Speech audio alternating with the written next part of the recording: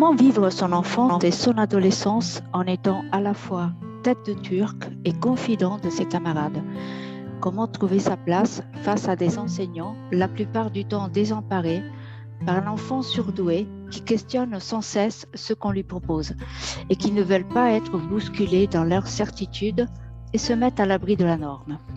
Pour en parler, je reçois Alban Bourdi, auteur, producteur de radio, compositeur et chroniqueur musical. Il est le fondateur de Surdouessence, association qui a su rassembler une communauté d'hypersensibles et hauts potentiels de l'Europe francophone pour leur permettre de sortir de leur isolement et partager leur perception d'eux-mêmes et du monde. Alban, bonjour. Bonjour Sylvia. Merci beaucoup d'être avec nous.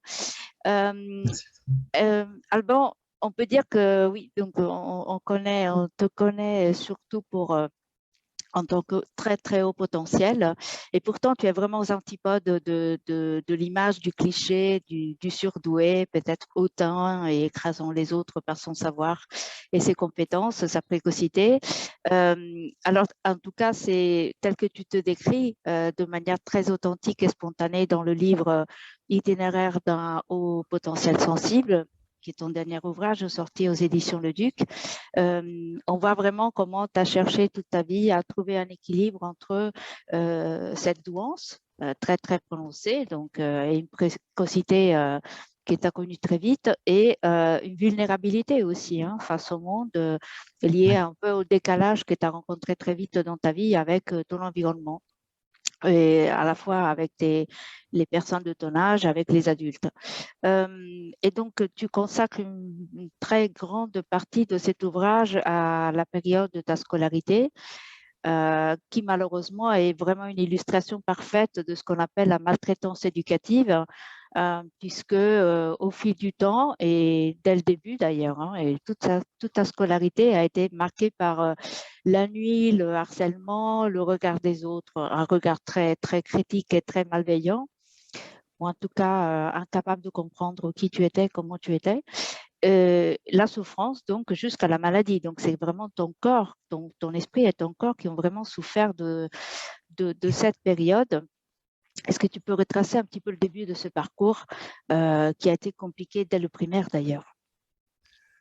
Oui, même depuis la maternelle, même parce que quand tu parlais enfin, au niveau du corps, des symptômes comme ça qui sont apparus, c'était dès la maternelle. Mais bon, comme c'était pas obligatoire vraiment, voilà, quand j'avais mon corps qui manifestait quelque chose d'assez spectaculaire, de rejet, on va dire, de l'école, mes parents me sortaient à chaque fois de l'année scolaire de maternelle, et puis là, les symptômes très inquiétants disparaissaient d'un coup. Alors le primaire, là, au niveau mais là c'était juste de l'ennui en fait. La maternelle c'était juste vraiment de l'ennui parce que je savais déjà lire et écrire, et puis on s'en rendait même pas compte parce qu'on ne faisait pas faire ça du tout. On nous faisait juste dessiner, on nous occupait. J'avais vraiment l'impression qu'on venait juste pour voilà, quand c'était pas nous faire dormir carrément, mais après c'était juste de l'occupation. Puis il y avait rien de stimulant, il y avait rien du tout. On apprenait rien, c'était désespérant. C'était sur ce côté-là.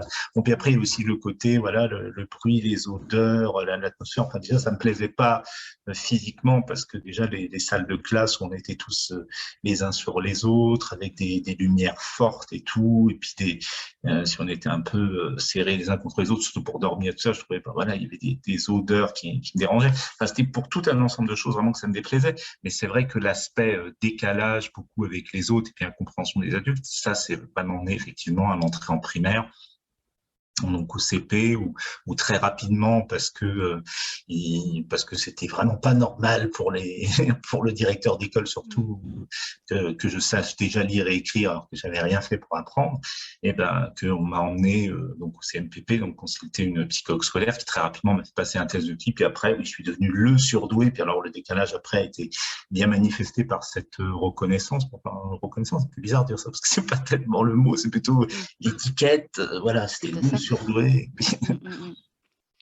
Oui, et donc d'ailleurs, déjà l'étiquette, du coup isolée quelque part, enfin paradoxalement admis dans le cadre mais isolé en même temps, et puis tu surgit en toi très vite ce sentiment d'être trop de ce trop, quoi, le sentiment du trop, qui va vraiment marquer ce sentiment de décalage. Et je pense que c'est vraiment un sentiment qui caractérise beaucoup de haut potentiel, pardon, et de personnes hautement sensibles, puisqu'on s'en veut de ce trop. Et on essaie de le cacher, on se questionne là-dessus. En fait, on s'en veut et on grandit sans être capable de s'accepter tel qu'on est. Est-ce que c'est ce que tu as expérimenté aussi? Oui, oui, mais c'est compliqué comment ça se passe vraiment. Enfin, j'ai vécu surtout adolescent un peu ce côté-là de trou. On a du mal à penser que qu'on puisse être. Voilà. On a tendance à penser que ou on est vraiment extraterrestre et que vraiment on est très différent, ou alors qu'en fait les autres sont comme nous, mais sauf qu'ils ont une méthode pour que ça se voit pas ou pour l'apprivoiser mieux. Et longtemps, j'étais dans cette un peu cette croyance-là que en fait c'est pas qu'il y avait plus chez moi au niveau ressenti ou cogitation, tout ça que chez les autres, mais juste que les autres le géraient mieux. Et donc, ce que je me disais, il y a quelque chose, donc je cherchais encore à faire tourner encore plus la machine, parce que je me disais, mais doit avoir ça aussi, sauf qu'ils savent bien le gérer, le canaliser et que ça ne se remarque pas comme chez moi ça se remarquait. Mais je pensais pas que c'était une différence de vécu ou de façon enfin, une différence de fonctionnement. Je pensais vraiment que c'était juste une différence de façon de le gérer. Donc je cherchais à courir un peu après parce que j'ai l'impression du coup que il y avait quelque chose que j'avais pas compris pour pour faire que tout ça ne crée pas un décalage dans la vie, en fait, que tout ce trop ne porte pas à conséquence, qu'il soit. Donc, je cherchais à courir un peu après, ce qui faisait encore rajouter du trop à du trop, quoi. C'était vraiment un fonctionnement un peu fou, hein, qui cherchait toujours à, à faire encore plus que ce trop. Il y avait déjà un ressenti de trop, mais c'était encore en faire encore plus pour que ce trop ne crée pas un décalage. Oui, parce que paradoxalement, ce trop peut être vécu comme un pas assez, finalement. Ben, c'est ça. C'est ça, en fait. Et en même temps, tu perçois assez vite aussi les incohérences chez les adultes. Très vite, tu te dis, mais le monde est fou. Et donc, j'imagine que c'est vraiment pas confortable d'être là-dedans, à la fois se sentir dans cette course de rattrapage pour essayer de trouver la méthode que tu n'as pas, pour canaliser ce trop, et donc rechercher quelque chose que les autres ont et toi, tu penses ne pas avoir, tout en percevant qu'il y a quand même une folie chez les autres. Donc, que finalement, le décalé n'est pas forcément celui qu'on croit.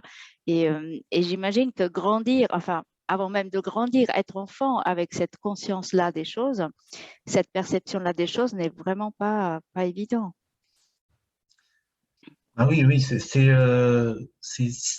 bizarre. Enfin, au niveau de la différence, je disais que les gens, enfin, que le monde était fou, comme tu disais. Bon, ça c'est vrai que c'est, bon, je cite un peu Carlos Tinoco aussi, parce que je dis un peu ça. Je sais pas si vraiment j'aurais mis ces mots-là, mais en tout cas que c'était incohérent, que comme si les gens étaient pris par quelque chose qui faisait qu'ils n'arrivaient pas à voir les choses telles qu'elles étaient, ou alors que, enfin, c'était l'explication que j'avais la plus souvent, parce que je me disais, c'est pas possible. Forcément, ils voient que c'est pas juste, ou ils voient que c'est incohérent, mais seulement il y a quelque chose qui fait que ils font comme s'ils le voyaient pas, ou voilà, ou en tout cas comme si j'avais l'impression des fois qu'ils étaient comme hypnotisés par quelque chose ou qui faisait que ils se rendaient pas compte. Enfin, souvent j'avais l'impression dans les situations puis de groupe, hein, que ce soit avec des adultes ou des enfants, que j'étais le seul un peu à comprendre ce qui se passait.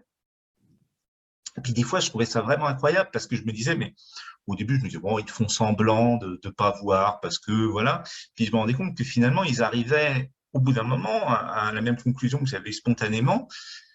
Et ça, c'était très incompréhensible pour moi. Ça, mais c'est comme toutes les choses aussi que j'ai appris très vite comme ça en une fois, puis que je vois les personnes qui apprennent petit à petit.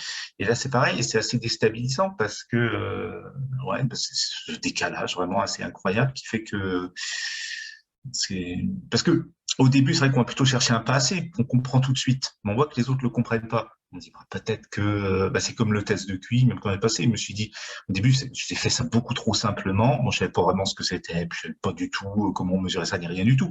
Mais comme on m'avait présenté ça comme quelque chose de très, très sérieux, puis assez difficile, comme pour moi, tout était simple, quand je suis arrivé à la fin, j'ai dû tomber dans le panneau, en fait, j'ai dû être à côté. Et là, c'était pareil, quand je comprenais tout de suite d'un coup, puis je voyais les autres comprenaient pas, je me dis non, en fait, je suis à côté, faut que je cherche. Faut que je cherche quelque chose. C'est pas possible que ça, ce qui m'apparaît clairement, ça doit pas être le vrai, ça doit pas être le résultat. En fait, il faut que je cherche comme les autres. Il faut que je fasse comme les autres, il faut que je cherche.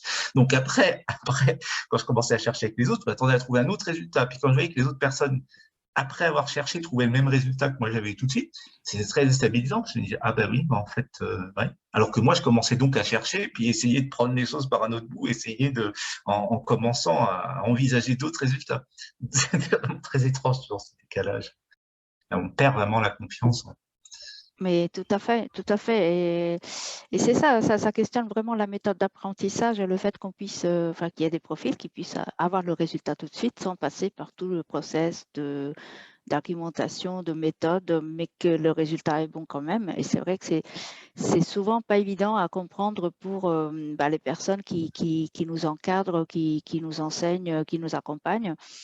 Et ça a vraiment posé problème. Moi, dans tout le parcours, souvent, tu parles de ces adultes qui soient enseignants ou directeurs d'établissement, qui sont vraiment impuissants. En tout cas, ils se mettent dans cette posture d'impuissance, d'incapacité ou non-volonté de comprendre et de trouver une solution pour toi. Et à chaque fois, tu as l'injonction de devoir entrer dans un cadre et dans une norme. Et rarement, on te propose quelque chose qui réponde à qui tu es, à tes capacités, à ton fonctionnement. On te stigmatise plutôt que de t'accueillir et t'accepter, voire même, quelque part, savoir aussi apprécier, reconnaître tes capacités. À la limite, on te renvoie à un effet miroir culpabilisant parce que tu es trop brillant, ce qui est quand même hallucinant quand on y pense. Et c'est toujours à toi de t'adapter, sauf que tu t'adaptes pas parce que tu peux pas t'adapter facilement à quelque chose qui te ralentit. Et d'ailleurs, ton corps, il en souffre très, très vite. Et tu as une parenthèse d'école à la maison qui est une vraie respiration et qui malheureusement doit prendre fin parce que voilà, c'est l'exception trop exceptionnelle à la règle. Mais est-ce que tu peux quand même dire un peu ce que ça t'a apporté, pourquoi tu étais bien? Dans l'école à la maison, après, je pense quand même que j'étais trop qu'à cette période-là, mais c'est le regard après, hein, parce que sur le coup, je le vivais très bien. Mais après, je trouve quand même que j'étais sans trop isolé dans ces années-là. Ça durait 2 ans et demi. Et je pense que j'étais trop isolé parce que voilà, on habitait au 7e étage, je prenais pas l'ascenseur tout seul, et puis donc il y avait un côté socialement quand même où ça a été très dur après de récupérer, puis donc l'entrée au collège. Et mais ça a duré 3 ans d'ailleurs, hein, je dis 2 ans et demi, mais non, c'est le 2, CM1 et CM2. Mais sinon, je vivais très très bien parce que je pouvais vraiment faire les choses à mon rythme. Si je comprenais un truc dès le début, j'avais pas besoin de faire la leçon, de faire toutes sortes d'exercices comme ça, donc ça allait très bien. Puis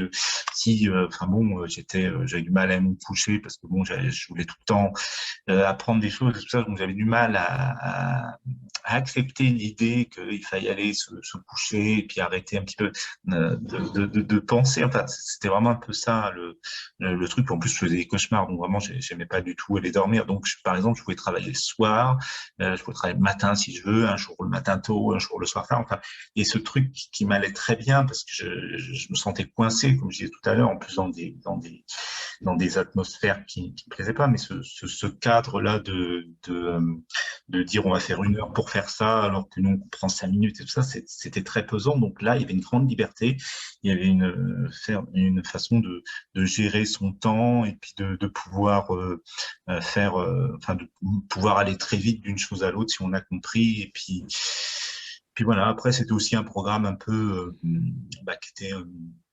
qui était un peu ancien, hein, c'était dans les années 80, donc j'ai fait ça, mais c'était les années 80 et début des années 90, mais c'était des programmes qui n'avaient pas changé depuis les années 50-60, donc il y avait un côté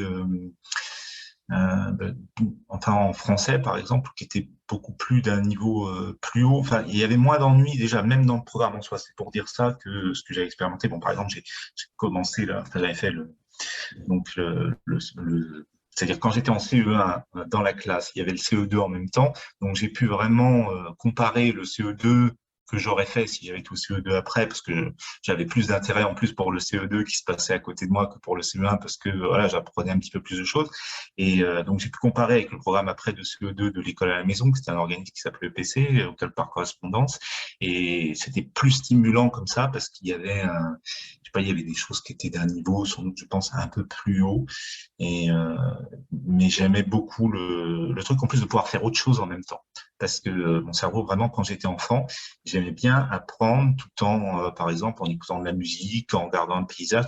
Enfin, en regardant un paysage, c'est un peu, oui, mais enfin, on était, enfin, par la fenêtre, on pouvait rien que le paysage en face comme ça. Mais en tout cas, plusieurs stimulations en même temps. Et ça m'aidait à bien assimiler les choses.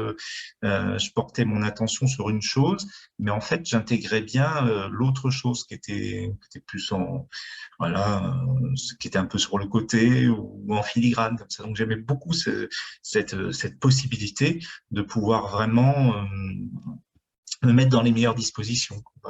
Et j'aimais bien faire plusieurs choses à la fois. Je pouvais très bien faire la leçon tout en jouant avec des personnages Playmobil, tout en écoutant une musique, tout en lisant même, et, enfin, ou en tout cas en regardant un livre comme ça, ou sur les animaux, ou sur des trucs comme ça. Enfin, et j'ai l'impression que tout se nourrissait, s'assimilait un peu en même temps. Il y avait une certaine logique, et c'est comme s'il y avait un point en plus où, à un moment, on pourrait appeler un espèce d'état de flow, comme on dit maintenant, où tout était très limpide. Enfin, tout faisait sens parce que c'était assimilé en même temps.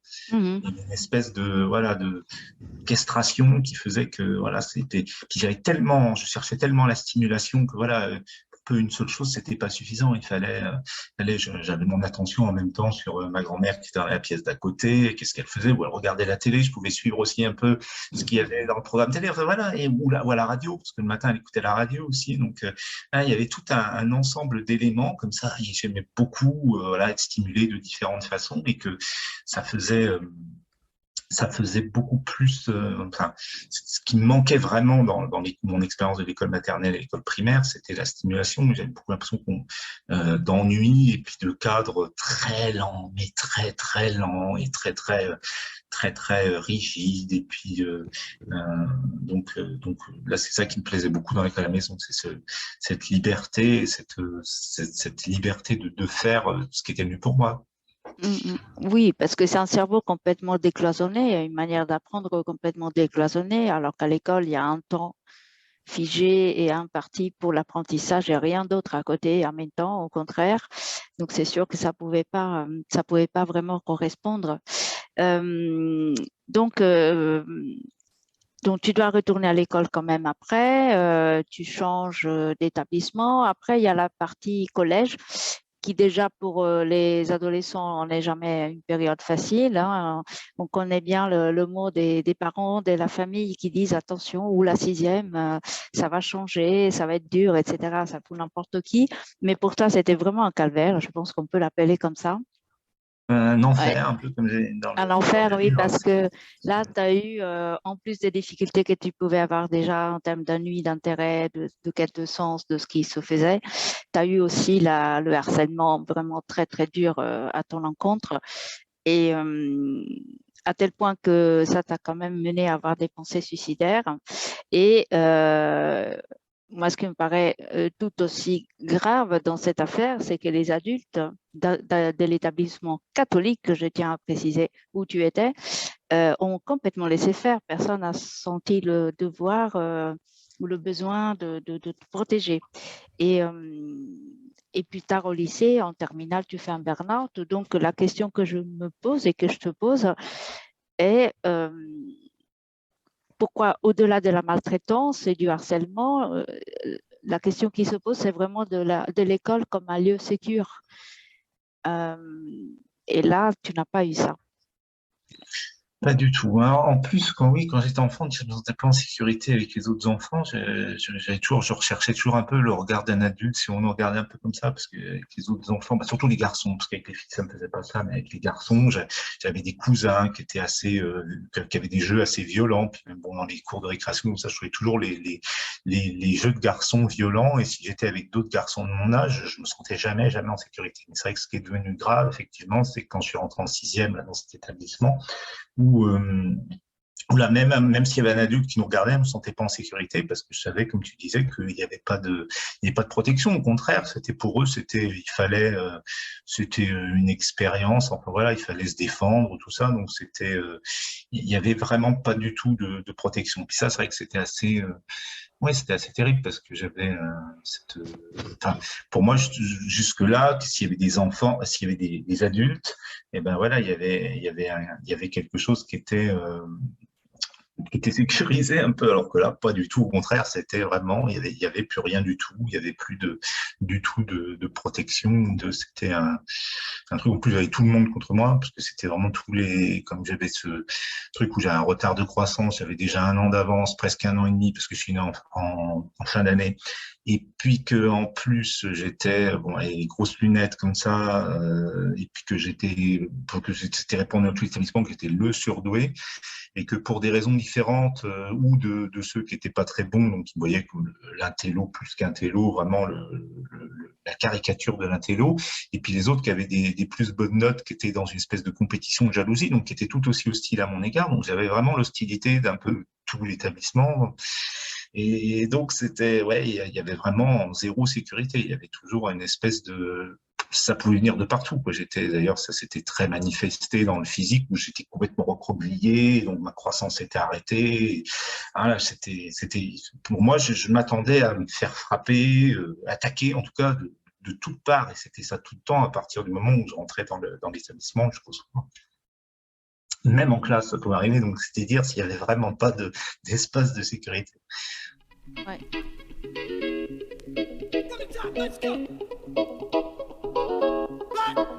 Here we go now. Batman scoop on the mic. Mix in the mix on the wheels of steel. This is what I was fucking born to do. Let's go.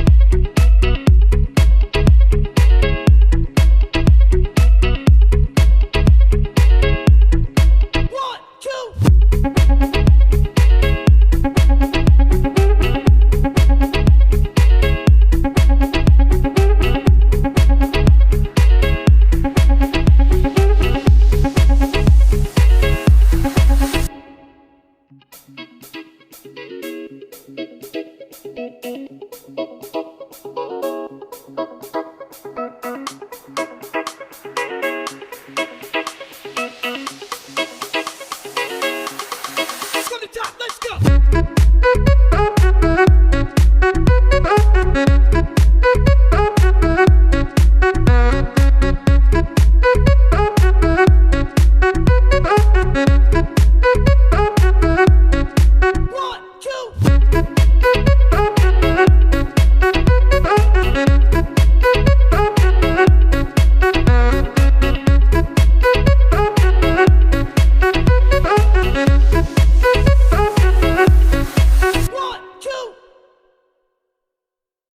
tu avais eu aussi une professeure, enfin, entre autres, les professeurs aussi en classe, je crois que c'était la professeure de technologie, non, qui t'avait pris en grippe parce que tu n'appuyais pas sur une touche, je ne sais plus, une histoire comme ça, tu faisais pas comme Oui, les parce que autres, quoi. on avait un ordinateur à la maison, puis j'avais pris l'habitude d'utiliser la touche entrée du clavier numérique, quoi. En tout cas celle C'est ça. complètement à droite. Et elle, pour elle, il fallait cette touche-là, elle nous en avait pas parlé, donc pour elle, elle ne devait pas exister. Cette touche-là, on ne pouvait pas la toucher puisqu'elle n'en avait pas parlé, donc elle n'existait pas. Et moi, j'avais mes habitudes vraiment d'appuyer sur cette touche entrée, sur la droite du clavier, et pour elle, c'était absolument terrible que je fasse ça. C'était, enfin, ouais, ça allait très très loin, mais l'attaque, elle était vraiment pour elle, enfin, le mot qu'elle utilisait, c'était asocial, vraiment. Pour elle, c'était inadmissible totalement que je puisse utiliser une touche dont elle n'avait pas parlé. Et pour moi, c'était vraiment un réflexe assez ancré. Je tapais assez vite à la machine, puis, enfin, sur le clavier, et puis voilà, c'était un réflexe, cette touche entrée. Et voilà. Mais pour moi, en plus, c'était exactement la même chose. Donc, il y avait une espèce de sens. Je pouvais pas du tout comprendre d'où venait son grand rejet, sa grande colère. Puis c'était vraiment, en plus, tout de suite, c'était vraiment toute l'année, c'était vraiment une hostilité terrible contre moi parce que je faisais ça. C'était des proportions complètement incroyables. Mais c'est vrai que toute mon enfance, j'ai attiré comme ça des réactions très forte de la part des gens, où enfin, ça pouvait être un peu des deux côtés quand même, hein, mais c'était des fois des rejets vraiment violents au premier abord, hein, parce que même avant cette histoire de touche, déjà, il y avait un peu d'hostilité, déjà le fait que je sois plus jeune, comme ça, qu'ils ôtaient une classe, et puis il y avait vraiment un truc, il y avait vraiment une hostilité direct, hein, et puis certaines personnes au contraire là, qui venaient vers moi spontanément avec une grande confiance, comme je disais tout à l'heure, une espèce de confident comme ça tout de suite, alors que voilà, enfin, c'était tout de suite un échange comme ça de confession assez intime. Il n'y avait pas de temps vraiment c'était des trucs assez directs. Et c'est vrai que j'inspirais chez les personnes ou un rejet ou au contraire une confiance comme ça spontanée, mais très intense toujours. Et c'était toujours assez surprenant. C'était un peu tout ou rien. En plus, c'était toujours un peu une expérience des extrêmes. En plus, c'est dans les établissements, parce que l'établissement dont on disait tout à l'heure, le harcèlement et tout, j'avais changé d'établissement donc au bout d'un an et demi. Et après, j'ai fait presque un an et demi aussi dans un autre établissement où au contraire, ça se passait très bien. Et puis après, ça se passait à nouveau mal. Enfin, il y avait une espèce de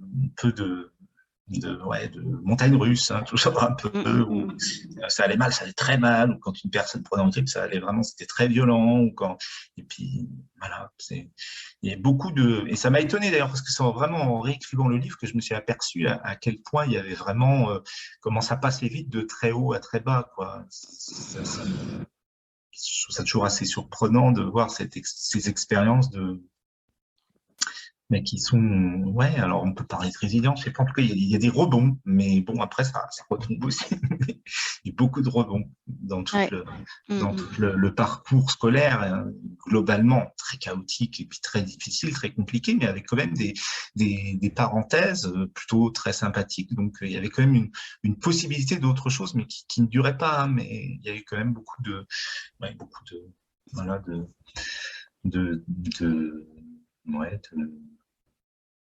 décalage encore, mais c'est vrai comme si on reprenait une autre histoire, quoi, vraiment. Et puis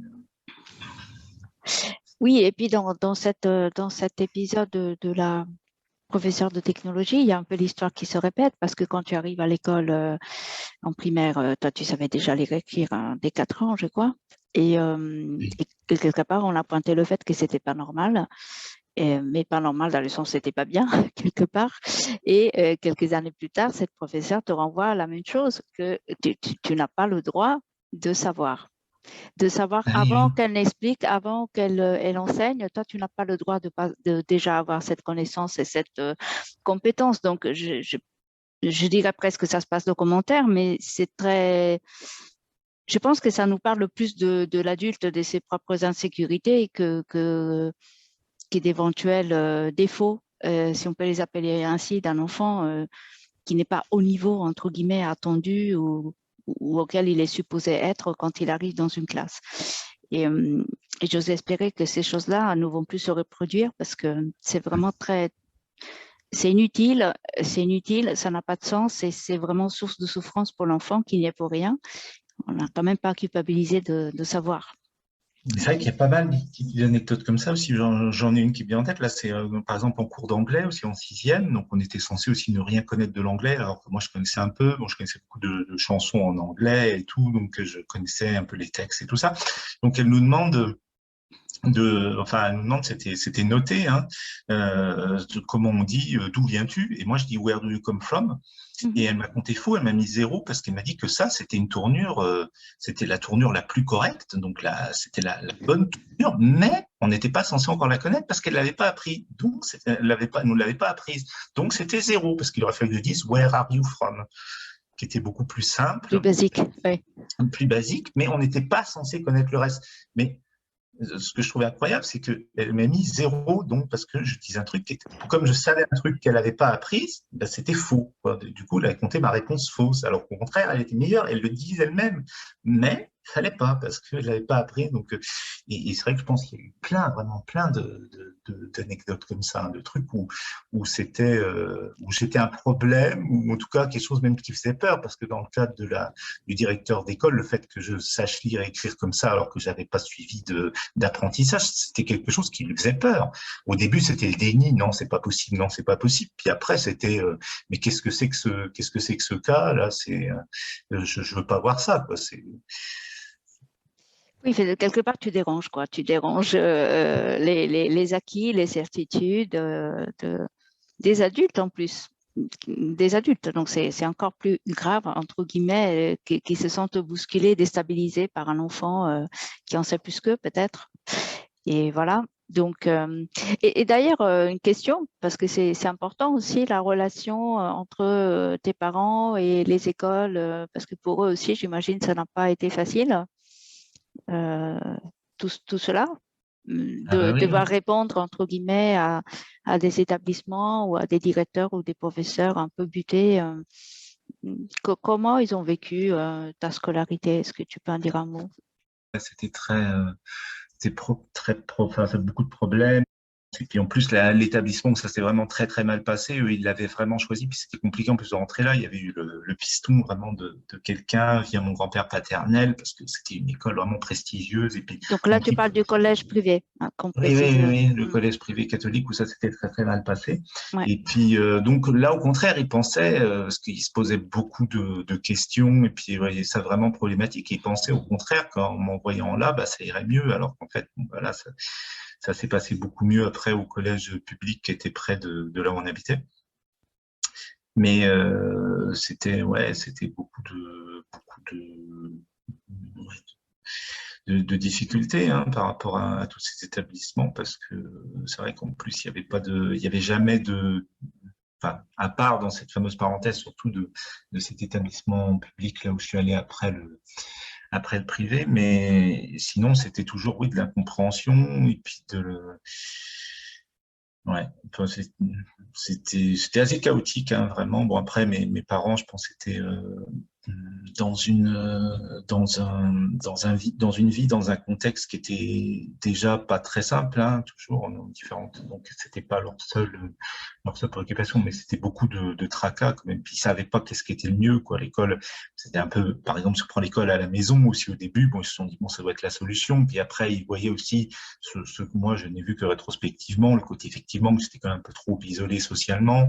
Et puis, donc, ça, ils avaient peur aussi un peu de ça. Donc, voilà, ils savaient jamais qu'est-ce qui était le mieux pour moi, quoi. Jamais. Et puis, en plus, il y avait l'espèce d'incompréhension toujours des personnes. En plus, volontiers, quand ça se passe mal à l'école, quand vous avez les directeurs ou les conseillers d'éducation, les professeurs principaux, tout ça, ils essayent un peu de culpabiliser les parents tout de suite, hein, toujours.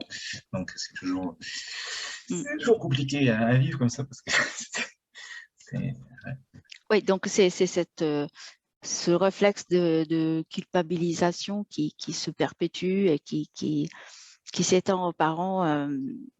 Et c'est quand même, c'est encore assez impressionnant de constater ça. Parce qu'à la base, il n'y a aucune faute, entre guillemets.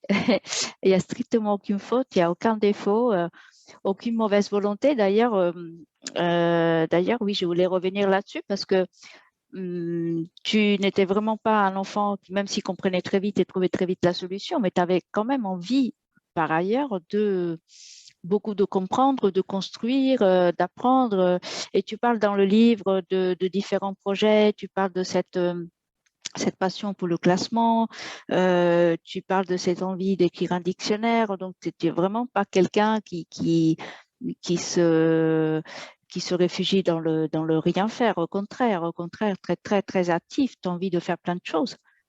Ben oui, c'était vraiment, en plus, je sais pas si je le contraste avec d'autres enfants comme ça, c'est vrai que c'était un peu particulier, effectivement, parce que le rien faire, je ne savais pas du tout ce que c'était, mais si c'était, enfin, s'il n'y avait pas vraiment un sens, une construction, comme tu disais, ça m'intéressait vraiment plus, c'est-à-dire se divertir ou jouer juste pour jouer, s'il n'y avait pas quelque chose à apprendre, ou alors vraiment un partage vraiment avec quelqu'un que j'aimais beaucoup, et puis donc où ça allait.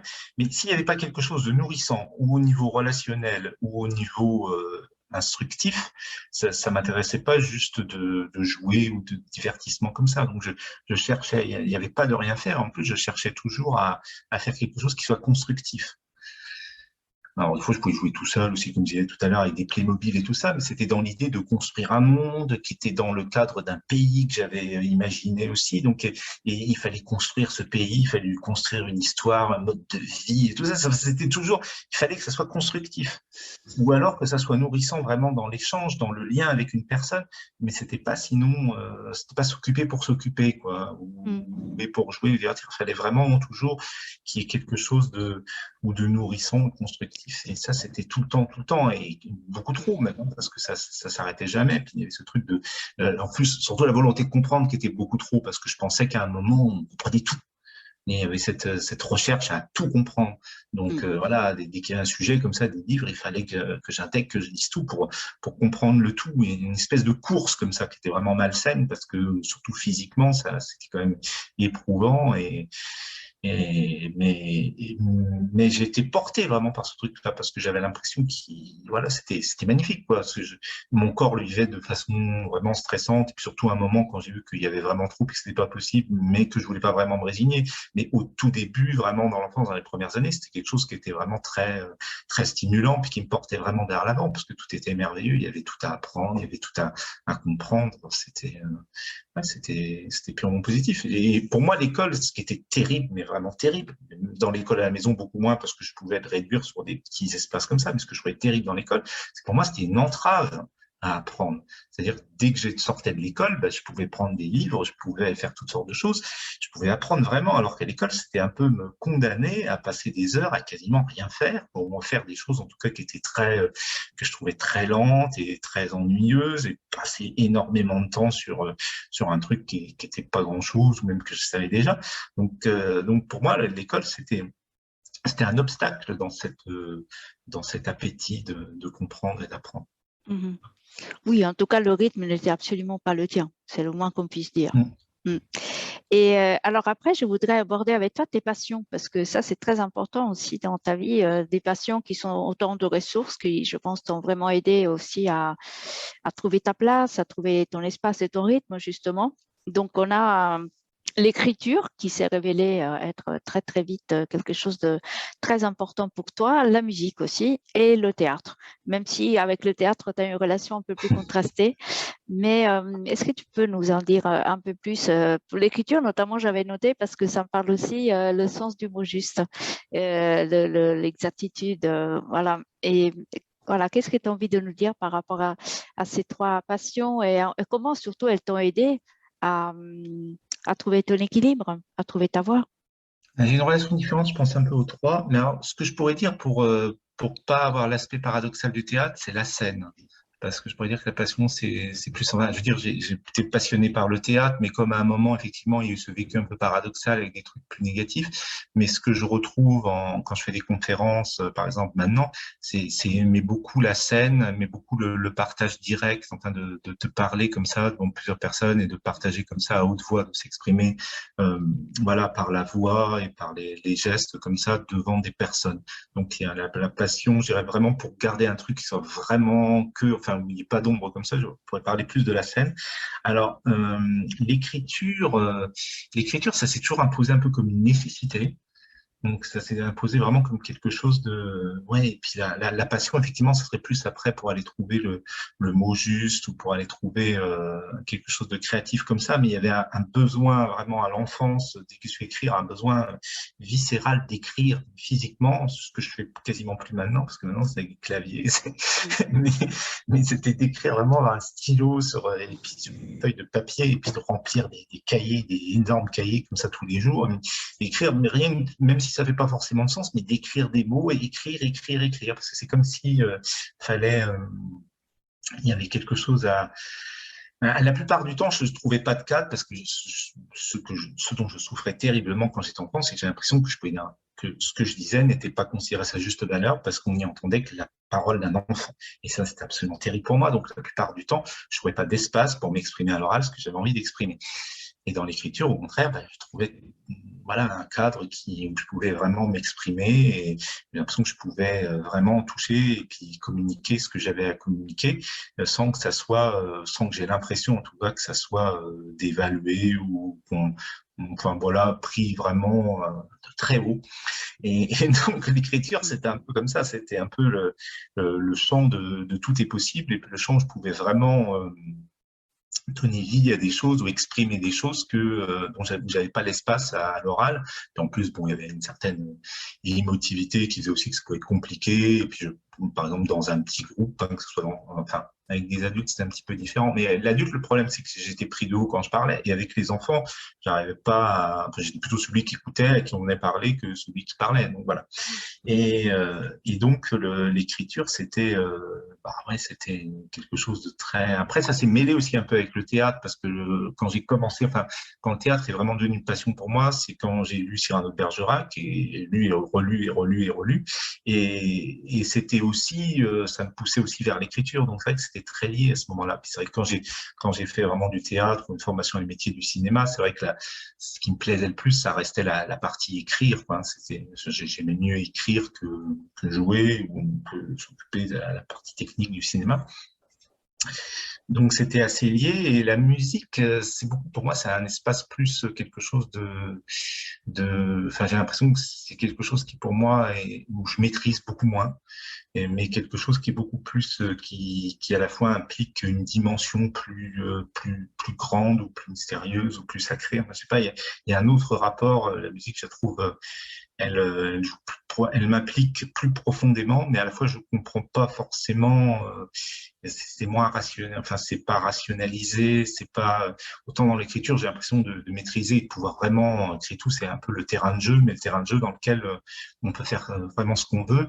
Et la musique c'est plus en côté où on reçoit, où on se laisse surprendre, où on va beaucoup plus impliquer l'émotionnel, mais sans chercher pour le coup à mettre des mots dessus. Alors des fois ça peut avoir ce truc un peu peur, surtout pour quelqu'un qui aime bien nommer les choses avec le mot juste et tout ça, mais ça m'a permis justement de me déconnecter du trop de mental, alors que l'écriture, ça pouvait, bon, même s'il faut prendre une expression un peu poétique ou tout ça, mais ça restait quand même, la musique, je pense, m'a vraiment sauvé, et surtout dans l'époque enfin, par exemple, l'époque très douloureuse là, de l'établissement privé dont on parlait tout à l'heure, mon refuge vraiment absolu à ce moment-là, j'ai écrit beaucoup, bien écrire, mais mon refuge absolu à ce moment-là, c'est la musique, mais juste en écouter hein, à cette époque-là.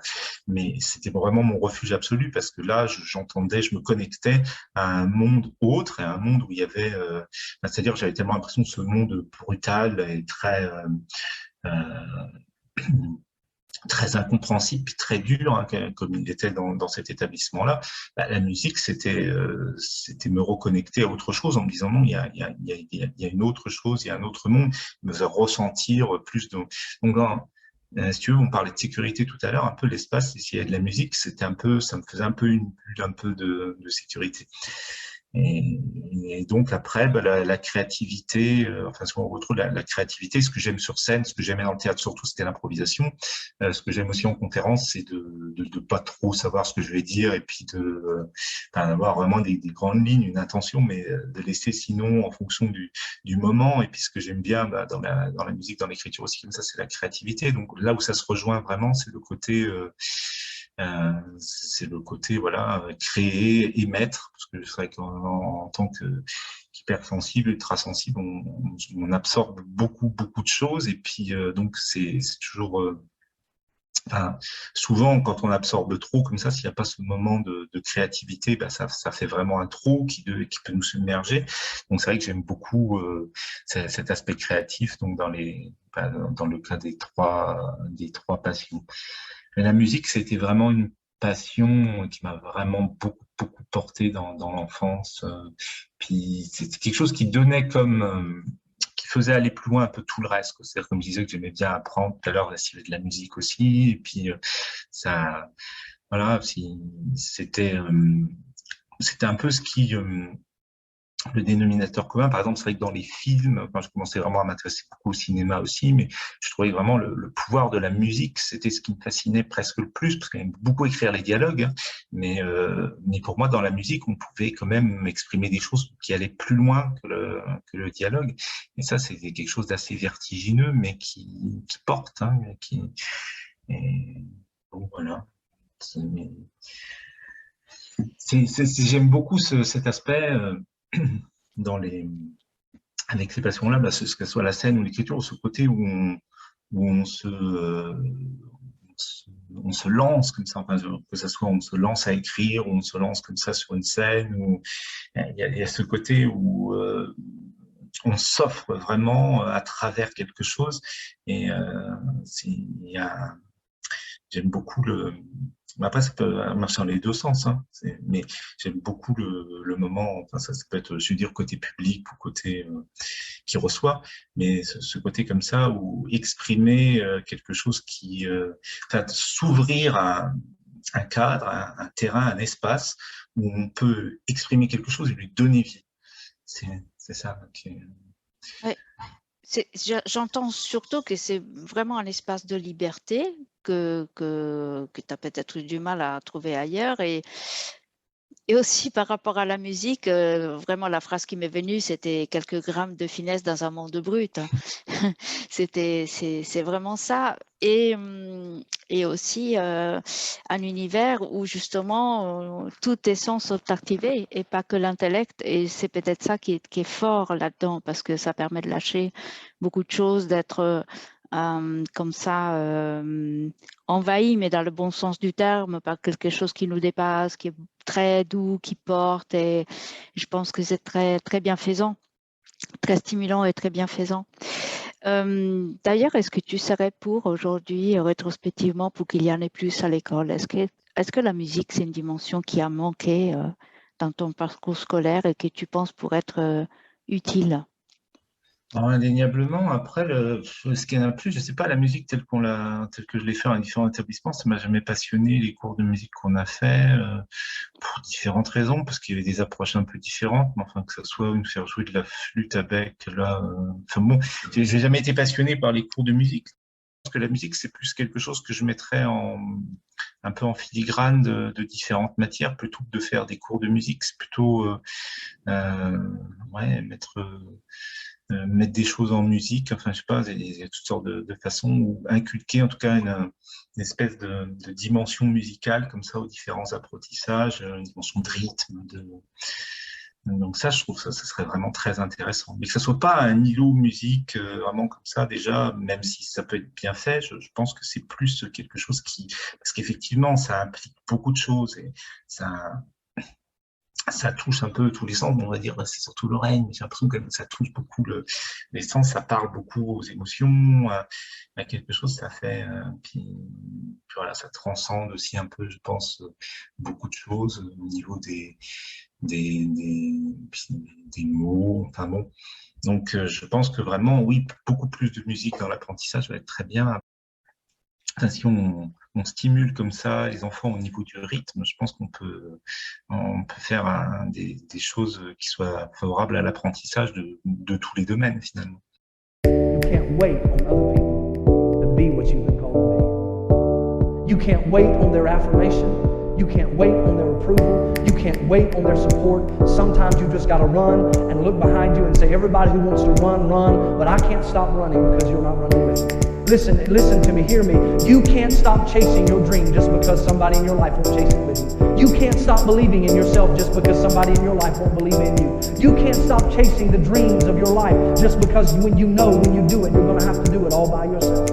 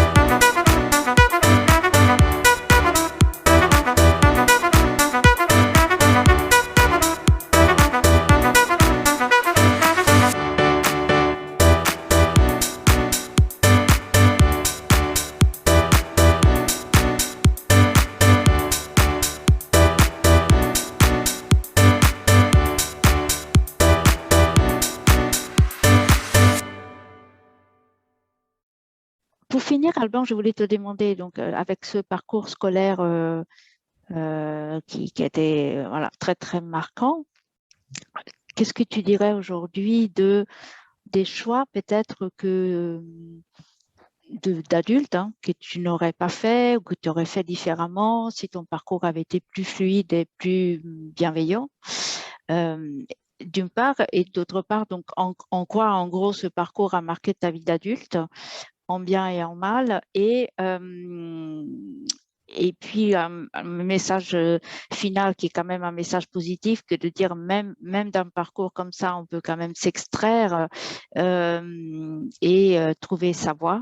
Et pour ce faire, sur quoi tu t'es appuyé, comment tu es arrivé. J'ai lu dans le livre notamment un passage qui est très éclairant parce que ça dit vraiment comment tout toi, une fois arraché à un environnement néfaste et toxique, a pu s'exprimer. Quand tu es parti avec ta maman dans les Alpes, tu as gagné 20 cm d'un coup, ton corps s'est transformé, tu t'es libéré de plein de choses comme presque sous l'effet d'une baguette magique. C'était quand même assez saisissant ce passage. Et voilà, j'aurais voulu que tu me dises un peu pour finir comment tout cela t'a marqué et est-ce que tu penses que ta vie aurait été différente si tu avais eu un parcours scolaire plus doux, tout simplement? Alors, était différente indéniablement. Après, les aspects négatifs, il y a eu deux bascules, parce que la bascule dont tu as parlé, c'est vrai que quand j'ai quitté, j'avais toujours vécu en ville, et puis aller vivre dans les montagnes, et puis quitter l'école à ce moment-là, donc l'année de mes 16 ans, mais c'était un peu avant d'avoir 16 ans. Enfin, que j'ai quitté l'école, hein, mais la montagne, c'était l'année d'après. Et ben, ouais, donc, il y a une bascule aussi après l'année de mes 30 ans, où là, j'ai vécu les choses toutes de manière beaucoup plus positive, hein, que ce soit la sensibilité et tout ça. Donc là, je pense que là, j'ai pu m'appuyer sur peut-être un effet positif d'avoir eu ce parcours scolaire-là. Jusque-là, j'ai plutôt subi, même s'il y avait une grande libération, donc cette année de mes 18 ans, là, quand je suis allé vivre en montagne, mais je vais rester quand même entre cet âge-là, donc 18 et 30 ans, plutôt dans des aspects plutôt négatifs de ce parcours, c'est-à-dire un grand manque de confiance en moi, une espèce je dirais, c'est assez loin maintenant, hein, mais je dirais comme une espèce de peur du groupe. C'est vraiment une espèce de peur de la meute, tout du groupe. Enfin, je sais pas, il y a un truc comme ça qui était qui était quand même assez ancré, parce que j'avais toujours ce truc, l'impression, le côté tête de Turc et tout, toujours l'impression d'être, que s'il y avait un groupe, j'allais me retrouver non seulement assez isolé, parce que ça c'est toujours assez fréquent, mais même la victime, enfin, des autres membres du groupe. Une difficulté avec la hiérarchie et tout ça. Et ça, je pense aussi que c'est séquelles aussi de l'enfance, même si on peut dire que c'est un peu en fonctionnement de base, mais c'est aussi ce truc où, comme je pouvais pas faire confiance aux adultes, aux professeurs et tout ça, qui au contraire m'étaient toujours plus ou moins hostiles, enfin, pas toujours, mais enfin la plupart du temps. Et donc voilà, il y avait ce truc aussi de ne pas du tout faire confiance oui, il va avoir du mal à travailler en groupe, tout ça, une expérience professionnelle. Donc ça, c'était création d'entreprise, unipersonnelle, donc c'était vraiment des expériences assez solitaires. Et il y avait vraiment un côté se méfier un peu de beaucoup de choses, hein, beaucoup de méfiance, et puis un peu une certaine incompréhension. Et puis après, dans l'aspect plutôt positif de tout ça que j'expérimente à partir de l'année de mes 30 ans, où il y a aussi une bascule assez spectaculaire, un peu aussi comme sous l'effet d'une baguette magique, comme je disais tout à l'heure. Et là, ce qui se passe, c'est que je trouve que de ce parcours assez chaotique, l'aspect positif que je trouve, c'est que j'ai pas comment je peux dire ça au mieux? Enfin, il y a un truc où j'aime bien finalement avoir une impression d'avoir eu à se construire un peu soi-même, et de pas avoir suivi un mouvement, même pas du tout, donc suivi un mouvement ou suivi comme ça le troupeau, où je trouve que finalement c'est peut-être plus facile au début, parce qu'on se laisse un peu porter par un mouvement, mais après, je pense que les expériences que j'ai comme ça, il y a un moment où ça devient un peu plus compliqué.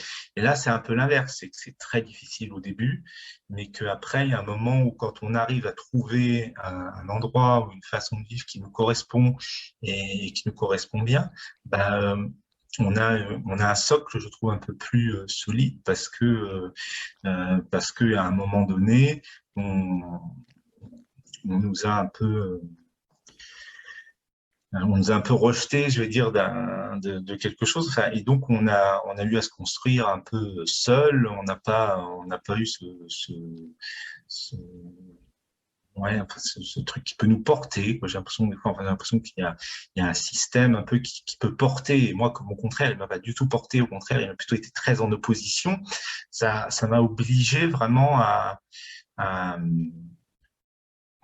me connecter à quelque chose de plus personnalisé, et de faire par moi-même quelque chose qui peut se faire en corrélation, ce qui peut être très bien aussi, hein, mais voilà, enfin, l'expérience que j'en ai maintenant, c'est que j'ai l'impression d'avoir la tête partie sur des bases finalement assez solides, d'avoir dû aller construire tout seul. Enfin, j'ai vraiment cette impression plus d'une enfance où j'ai dû vraiment faire les choses toujours seul, et puis autodidacte, hein, vraiment, et puis sur le parcours. Et ça, je trouve que c'est ça amène un plus, ça amène finalement plus de confiance. Alors après, alors c'est pour ça la bascule, sans doute, elle s'explique comme ça, c'est que je trouve qu'il y a un peu deux aspects à ce parcours chaotique très contrastés. C'est que d'un certain côté, j'avais un manque total de confiance, mais quand j'arrive à sortir un petit peu de ça et puis à mettre en route d'autres choses, ben, j'ai une confiance que je trouve peut-être un peu plus enracinée parce que je pars de loin, ou je sais pas, il y a quelque chose de cet ordre-là. Et puis après, il y a une ouverture sur les autres qui se fait différemment parce que une fois que là il y a cette chose qui est construite en soi-même comme ça, on est une façon d'aller vers les autres où j'ai plus du tout ce côté phobie du groupe et tout ça, mais parce que j'en sais rien, comme tu disais, avec Sur deux sens, ça c'est plutôt de trucs de créer ou de proposer, d'ouvrir un espace. Ça m'a amené à devoir créer et non m'adapter ou m'intégrer dans quelque chose de déjà créé. Et puis voilà, ce qui est criant, avec la première expérience professionnelle, c'est une création d'entreprise, après création d'associations, création de livres, création d'œuvres artistiques comme ça. Donc on est toujours dans quelque chose où il y a un élan de création et quelque part le fait d'avoir été aussi rejeté dans ce parcours scolaire, je pense que ça m'a... Il y a un moment où c'était où je créais, où il n'y avait rien, quoi, où j'étais vraiment jeté du train, j'ai souvent eu cette impression-là. Et là, c'était vraiment mettre en place des mécanismes de création. Donc voilà, ce côté-là, je trouve plutôt sympathique parce que c'était...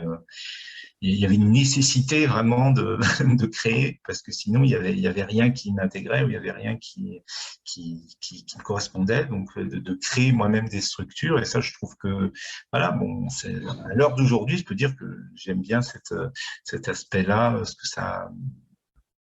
ça m'a amené un peu dos au mur à des endroits où j'ai dû vraiment voilà, créer des propres structures. Oui, mais ce qui est bien dans ce que j'ai envie de voir comme une transformation de la donne de départ, c'est que le groupe que tu as créé, donc Sur deux sens, et l'expérience qui va avec, c'est un groupe où c'est un monde un peu à ton image, avec énormément de bienveillance et de douceur, où les relations se vivent telles que tu les as toujours conçues. Selon ta propre normalité d'un bien-être ensemble avec ses points communs et ses points non communs, et où la diversité a sa place et où d'autres personnes s'y retrouvent aussi. C'est ça qui est important. Donc, tu as transformé un petit peu la situation en disant, moi qui suis éjectée du tram, au contraire, j'apporte une solution où moi je suis bien, mais d'autres aussi peuvent s'y retrouver. Et c'est ça qui est très, très beau comme expérience de vie. Voilà, comme issue positive quand même de tout ça, c'est quand même assez chouette et libérateur pour beaucoup de personnes. Très bien, merci beaucoup de ce témoignage très très beau et très très spontané, comme toujours chez toi. Merci Sylvia pour cet entretien.